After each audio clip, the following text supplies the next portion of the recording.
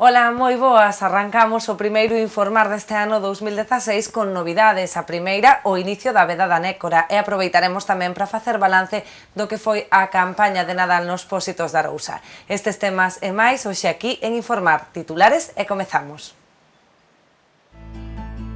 O saber da tradición, o esforzo do día a día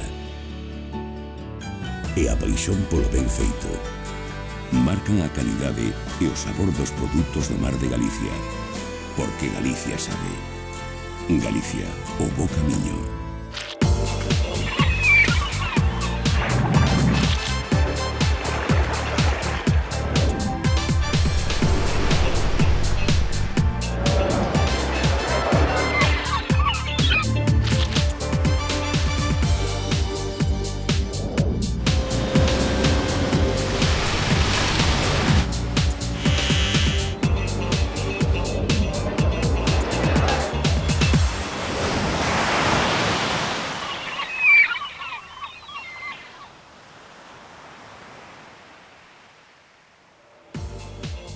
Este mércores día 6 arrancou a veda da Nécora en toda Galicia. O crustáceo non poderá volver capturarse ata o 1 de xullo.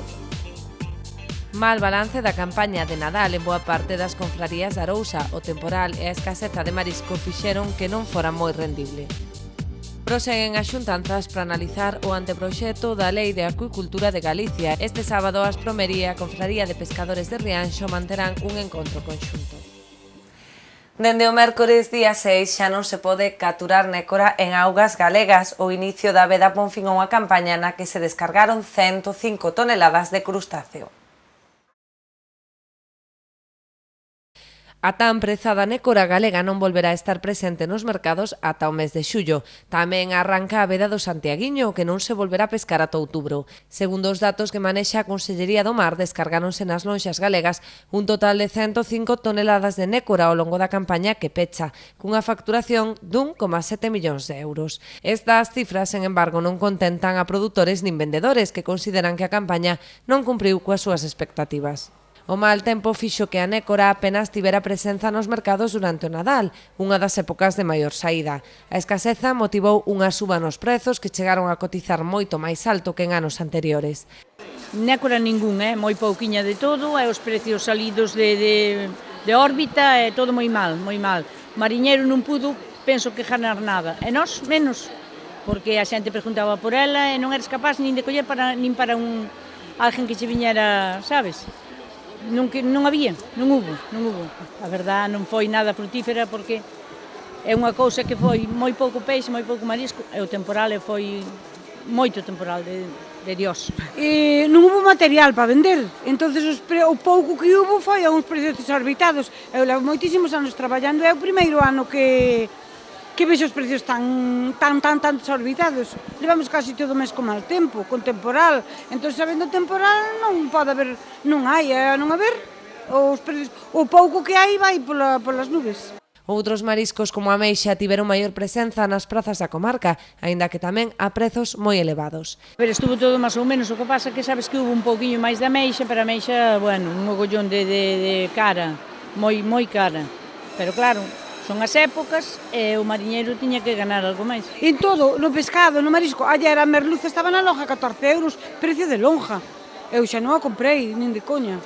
As cifras do Santiaguiño máis modestas deixan ao redor de 540 kilos descargados cun valor superior aos 36.000 euros.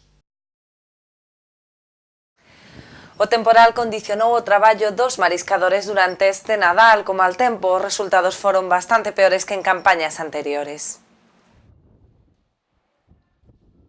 Mal peche para un mal ano no marisqueo.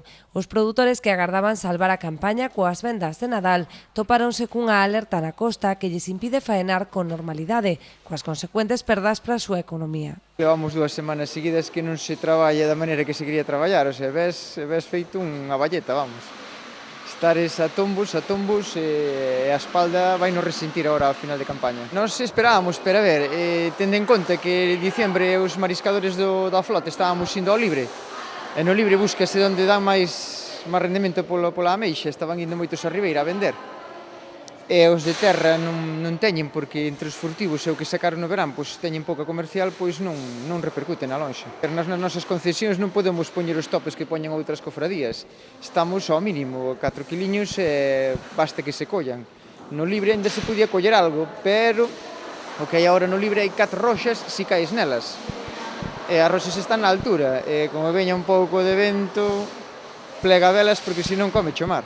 Moitas horas para apañar os topes non só polo temporal, senón tamén pola escaseza de bivalvo. Moi mal tempo. Hoxe podemos traballar, pero malamente. Xa non se pode ir a Rubia porque está un pouco máis longe, un pouco máis en mar aberto e non podemos ir. Onte xa tivemos que marchar para a casa polo temporal. Nótase bastante, hai moito mal tempo. As capturas van mal, pero é o que hai.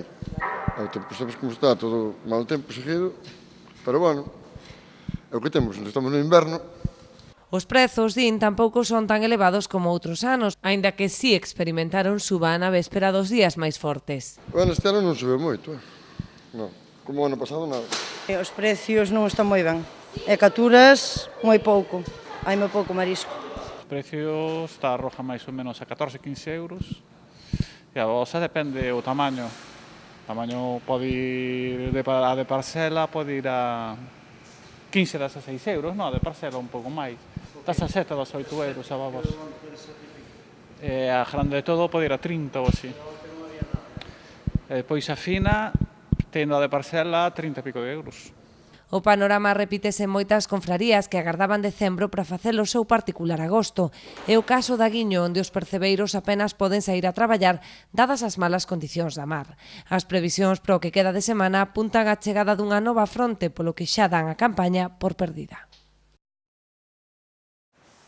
Ante o inminente comezo do paro biolóxico no libre marisqueo, os pósitos de Arousa piden que se publique a lista de embarcacións que poderán acollerse ás axudas. A Confraría de Rianxo quere rematar coa incertidume dos mariñeiros. Entre o 18 de xaneiro e o 11 de marzo está previsto realizar un paro biolóxico no libre marisqueo. Os que se acollan poden optar a unha axuda da Xunta de Galicia, pero os beneficiarios non se van coñecer ata o mes de xuño. E depois, a partir do 18, depositamos o rolo en Capitanía e a partir de aí empezamos co trámite do papeleo todo. Ese é o problema, que eu, pola puntuación que dan eles, os baremos que dan eles, eu teria dereito a acollerme, entre comillas, polo que penso eu. Pero se hai xente que ten máis puntuación que a min, eu non sei.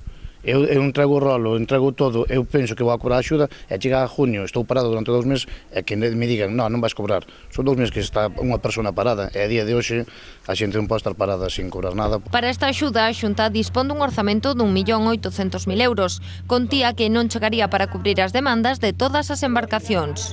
Que serían 100 ou 120 embarcacións que se acollan a isto de Rianxo. Depois está a isla, que completamente vive de rasteo, aí acolleríanse a mitad ou máis, xa estaríamos falando de 300 embarcacións, só en dúas cofradías. Depois ainda queda Puebla, Cabo de Cruz, Cambados, Vilanova, quedan moitas cofradías. Nós supoñemos que o ano pasado foron 400 embarcacións que se acolleron ao cese da actividade. Así que eso xa é un mínimo. Por iso, dende Rianxo piden que se coñeza por adiantado a listaxe de persoas que poderían acollerse. A Consellería debería de darnos antes o que é o listado das embarcacións que teñen dereito a acollerse e despois a xente que decidira se ir a probar a intentar acollerse ou non, ou ir ao cese da actividade. Tampouco coñecen a contía exacta da axuda, aínda que, segundo explicou Iglesias, serían 100 euros por armador e 45 por embarcación. O saber da tradición, o esforzo do día a día e a paixón polo ben feito marcan a calidade e o sabor dos produtos do mar de Galicia, porque Galicia sabe. Galicia, o bo camiño.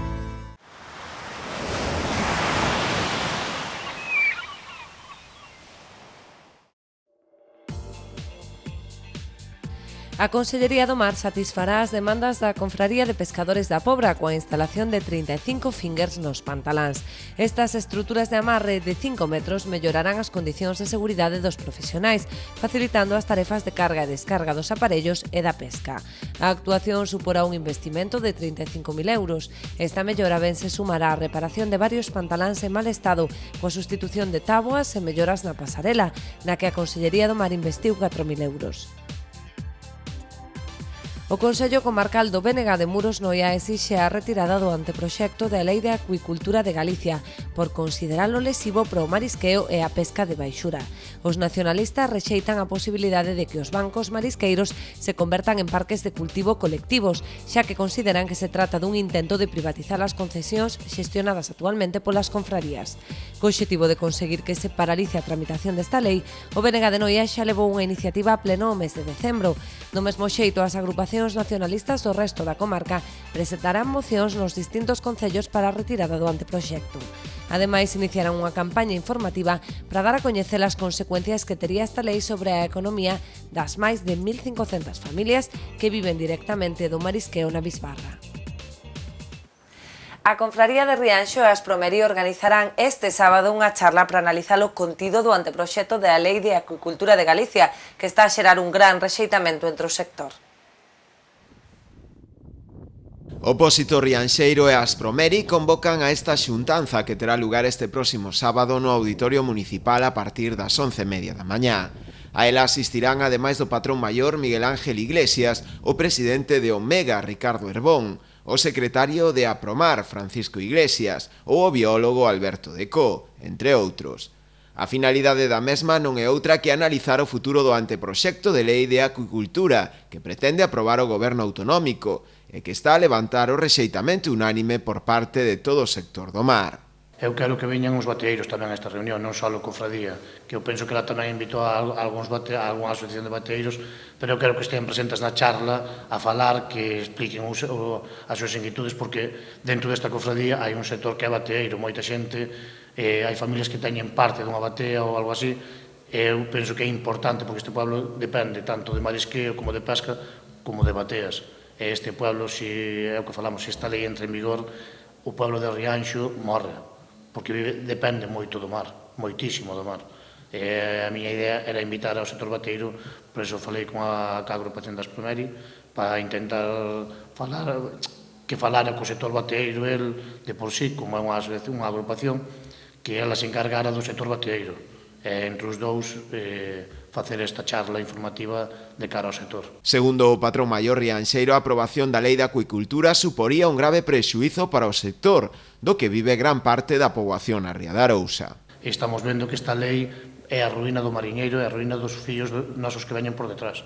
Estamos vendo que esta lei vai privatizar o que é o sector do mar e temos que empezar a decirlo á xente o que hai e o que supón esta lei, que se vai adiante.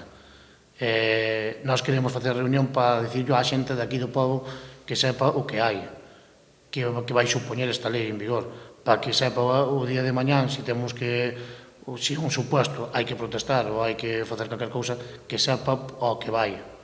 Por iso queremos informar a xente desta lei, porque estáse falando en Europa tanto os ecologistas, todo isto, que hai especies que están en peligro de extinción, e en peligro de extinción con esta lei estamos os mariñeiros. Non hai especies, estamos mariñeiros. Boiro Novo tamén se fixo eco do malestar que está a suscitar o dito anteproxecto. Por esta razón xa presentou unha moción para o seu debate na vindeira sesión plenaria, a través da cal solicitará que o Concello de Boiro inste á Consellería do Mar á súa retirada. Dende a formación sinalan que o mar é a empresa máis importante de Boiro, cun gran sector marisqueiro, no que traballan directamente preto de 300 mariscadores, tanto de a pé como de a flote. Aquí hai que sumarlle unha flota composta por máis de 130 embarcacións mexilloeiras, adscritas ao porto de Cabo de Cruz. Boiro Novo ten previsto ademais celebrar unha reunión informativa o próximo 15 de xaneiro ás 7:30 da tarde no Centro Social de Cabo de Cruz, a que asistirá tamén o deputado de Ague, Juan Fajardo. Chegamos ao remate do noso informar desta semana cunha innovadora proposta desenvolvida no mercado de Rianxo para promover os produtos locais. Con estes obradoiros gastronómicos despedímonos ata a vindeira semana. Ata entón. O mellor do mar e da terra de Rianxo adquire aínda máis valor tras pasar polas mans de Marián Romero. Esta cociñeira, que forma parte do Grupo Innove, elabora estes días na Praza de Abastos unha serie de propostas culinarias que non deixan indiferente os visitantes. Decantámonos por coller unhas voladoras, que como un calamar. Collemos tamén un chopiño para aproveitarlle a tinta e facer unha cremiña de merluza tamén. Por outro lado, estamos abrindo uns mexillóns en aguardente tostada. E despois, para rematar, compramos aquí a dúas agricultoras daqui da zona, collemos uns nabocoles, que é unha especie de grelo un pouquiño máis forte, e compramos tamén uns greliños para facer un salteadiño con as pasas, e encima poñerlle uns dadiños de raxo fritos, e terminado o platiño tamén cunha salsiña cunha reducción. O obxectivo destas exhibicións nas que os clientes poden asistir a todo o proceso de preparación e probar os distintos pratos e fomentar o consumo do produto local. Gracias a estas cousas a xente anímase moito máis, entendes? A xente que non coñece, por exemplo, aí a xente xove, non, polo xeral, non ten costumbre de comprar na plaza e ao final ves a plaza e telo todo, entendes? Tes a carne, tes o pescado, tes a sorte de poder ter como se chama, unhas agricultoras que che poden traer algo de produto e marchas para casa e non tes que estar... Dependemos sempre do supermercado e ao final os costes, entendes, son moito menores aquí, pero hai que ter tempo para poder vir á plaza e consumir na plaza, pero faríamos un gran favor á economía local. O Concello de Rianxo decidiu promover esta iniciativa para dinamizar as vendas no mercado local, que actualmente non rexistra moito movimento. Dados os bons resultados, está previsto dar continuidade a outras actividades que dean vida á praza.